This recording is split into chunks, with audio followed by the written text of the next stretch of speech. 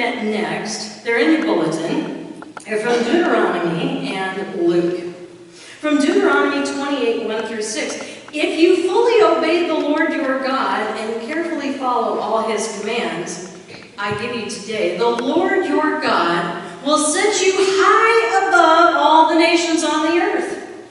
All these blessings will come on you and accompany you if you obey the Lord your God.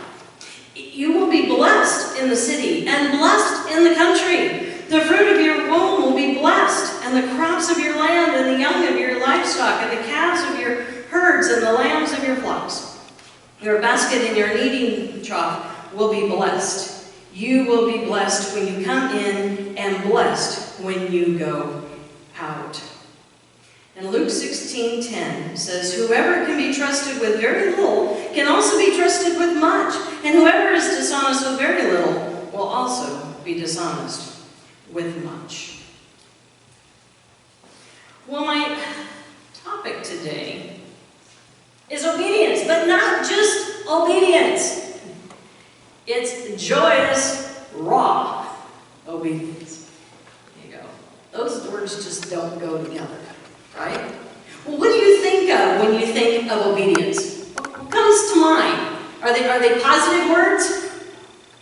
Or are they more like rules and laws and things to steal away your joy? Things to confine you, constrain you, enslave you? Wow, you guys have all grown up. You don't remember being kids anymore, huh? Although the kids did get it right. Now let me ask you this. When you heard what they said, when you hear obedience, do you think of boundaries, safety, security, and love? For all you parents out there, I know we have a few, okay? You remember when you were a kid, but now that you're a parent, and you have that hat on, what does the concept of obedience look like to you? As a kid, it feels like everything to steal your joy, right? But as a parent, it's why. It's training up the child in the way they should go, and they will not depart from it. That's what King Solomon said. He was smart. If we are the only one asking for obedience, we don't mind it, do we? If we're the one asking. If we want our kids to be obedient, that's fine. Because we want to keep them from harm, physically, emotionally, or spiritually. And a lot of times we just think about it on the physical level. But why do we tell them no? So we've been there, done that, or we've read the Holy Word that says don't because. I don't know about you, but when I was growing up, imagine this, I was a strong-willed child, still am. You know, whenever people say they're off the spectrum, usually they're talking about something different. For me, it was strong-willed. I didn't mind following rules, but they had to make sense, or I had to know why, right? Don't just tell me no. You gotta tell me no why. And so I have spent my whole adult life with my kids and youth group and my kids, telling them why no. There's a reason. Because it's not just the physical. It's the emotional things that God wants to protect us from. It is the spiritual things that he says, I want to keep you innocent and pure in this world full of sin. You know, I remember as a kid, I was pretty good. Actually, I was a really good kid, but there was a reason. It wasn't because I was too good. It was because I had a grandma who knew everybody. And if I even thought of doing something wrong, word would have gotten back to my grandma, back to my folks before I could even get home because we lived 6 miles out. So I just wasn't going to go there. And there was a second reason. Because I sat in a little Bible-thumping church that was completely packed every morning, and it was packed with people who had become my adopted grandmas and grandpas and aunts and uncles who adored me. Now, they may not have, but they pretended they did. And I'll tell you what, that was enough that the mere thought of doing anything that would tarnish that perception or what they thought of me crushed me, even when I was little, because I had a reputation to uphold, and I had way too many grandmas that I didn't want to disappoint. But in that, they were teaching me, they were training me, they were helping me to be obedient, and I didn't even realize it. Because I loved them, and because it was fun, and because they were the only ones that would let me give them all the things that I drew on the bulletin after Sunday, and praise me for it. So what does raw obedience look like? I threw that word in raw. When all is stripped down, when you have to be obedient, when it is painful, when it is hard, when you don't understand it, when God just says no and you haven't figured it all out yet, when God asks you to do something that seems out of your comfort zone, or something that at the very fiber of your being is saying, no, I don't want to. That is raw obedience. I can think of one instance that immediately comes to my mind, and that is when I was told I had to go to the ELM program, which stands for Educational Aid Ministry. See, I had a music ministry for 13 years, and then God put me in Dunbar 1 week because the piano player says, hey, can you fill in this week? And I said, sure.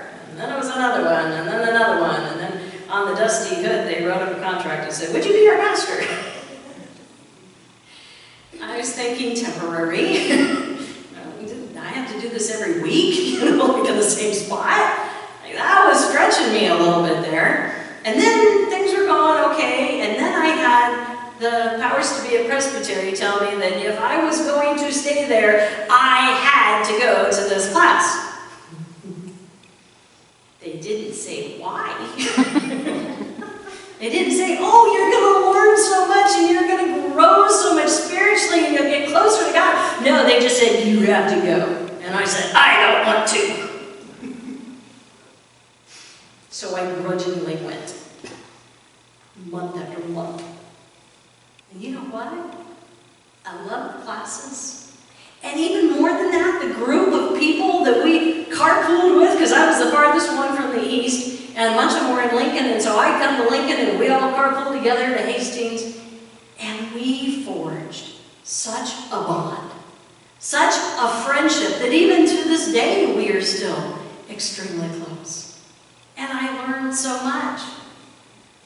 But at the beginning, I didn't see it that way. I saw it as something that I was just being made to do without a choice in it. I could have said no, and I could have walked away, and I could have said, you know what, this isn't for me. Go find you another pastor.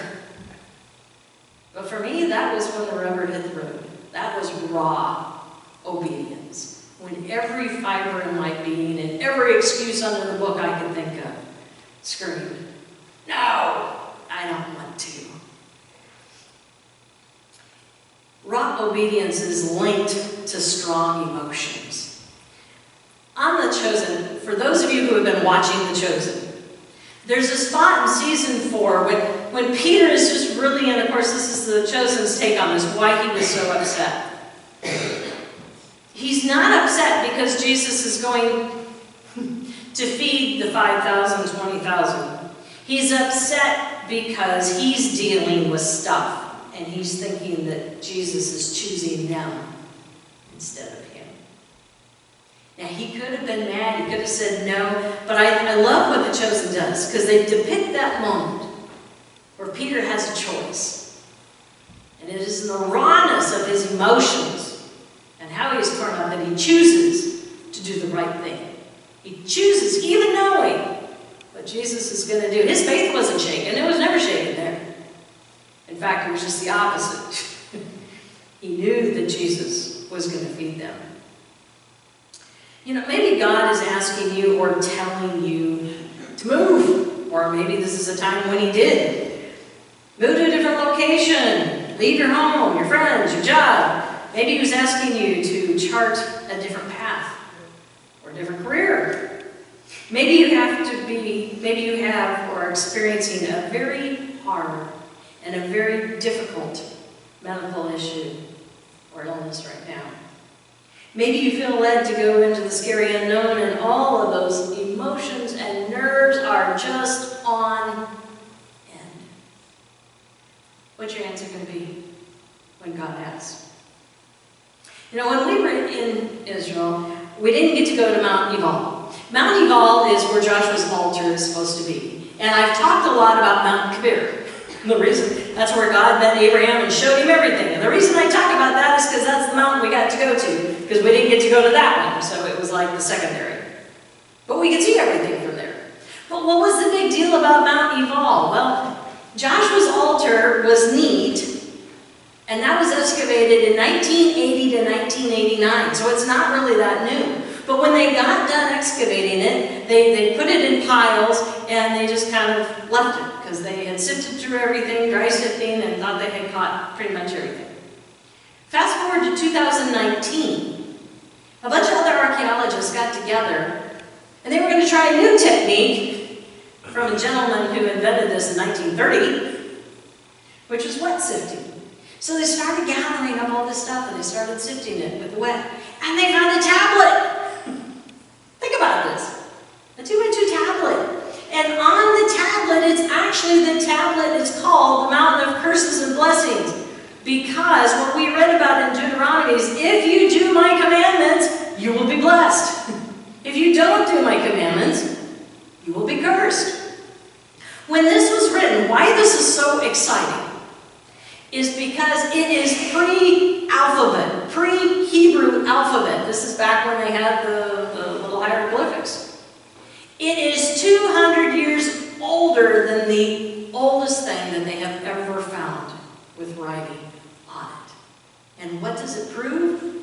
That our God Yahweh was being worshipped right there on that mountain. There's something else too. You may go, curses. Why would our God be so about curses? This is actually a self-inflicting curse. The person who wrote this said, if I follow God, if I'm obedient, if I do His ways, I will be blessed. But if I don't, may I be cursed. Whoa. How many of you would raise your hand and go, yeah, I'll sign up for that one? Yeah, we don't like the thought of bad stuff, right? Why is that? Because we live in an age of grace. We live in a time after, post, cross. While that's wonderful and awesome, I think we take that for granted. Sometimes we go, oh, what is it? It's easier to ask forgiveness than it is permission. So I'll just go ahead and do it. Is that what God is asking? Or is He saying, yeah, I know you want forgiveness, but maybe you shouldn't do it anyway? The other thing with that mountain, and I'm going to share this story. I kind of wondered. So the morning before we were supposed to go up there, now remind you, this is when we took the big armored bulletproof bus, because we were in disputed territory. And the pockets there were, some towns like Kabir at the mountain and then the town below were fine. But you were exposed on Joshua's altar on Mount Ebal and unprotected. There were snipers, hence why the bulletproof bus, and then they would give us an Israeli escort, and then they'd leave you alone. Down in Samaria, you don't go down there, okay?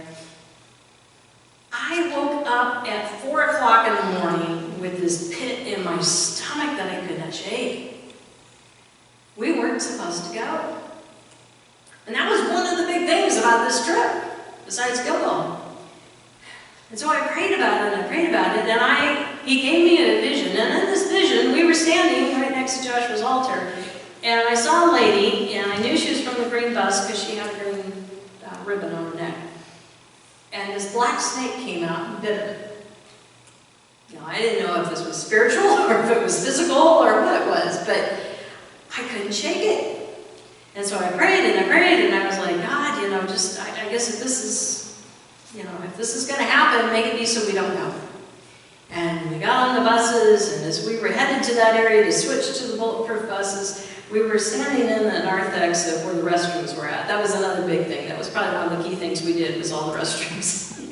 We're standing there, and one of the tour guides, Ron. He was there, and I just could not shake this. I mean, everybody was piling on the buses to go. And so I just told him, I asked him first, I said, are there snakes up there? And he goes, oh yeah, there's snakes up there. I said, well, would they be out at this? He says, well, no, not unless it's cool. And we're all standing around in our jackets. I'm like, going, it's pretty cool out. And he goes, yeah. So I just finally, and he goes, well, they kind of live in the rock. I'm like, yeah. So I told him my vision. And I said, I don't know if it's spiritual or if it's physical or what, but we're out in the middle of nowhere, and there's no snake bite kids on the buses, are there? No. And I said, we're nowhere close to a hospital, are we? No. So we prayed, and this was a man who became saved, a Jew. He's a Messianic Jew. And we stood there and we prayed that if we were not supposed to go, if this was going to happen, that God would just make a way that it wouldn't. So we climb on the buses, and I'm just sitting there stewing and stewing. 5 minutes later, Derek gets on the bus, and he says, well, I got bad news. Due to the protest, we can't get an Israeli escort, and so we can't go to Joshua's altar. Yeah. Fast forward, when we were in Jordan, we're sitting at the long table for lunch, and I look over, and here's the woman. I hadn't seen her before. I didn't know her. It's like, oh my gosh, she's the one. And I had a chance to talk to her in Petra and tell her the story.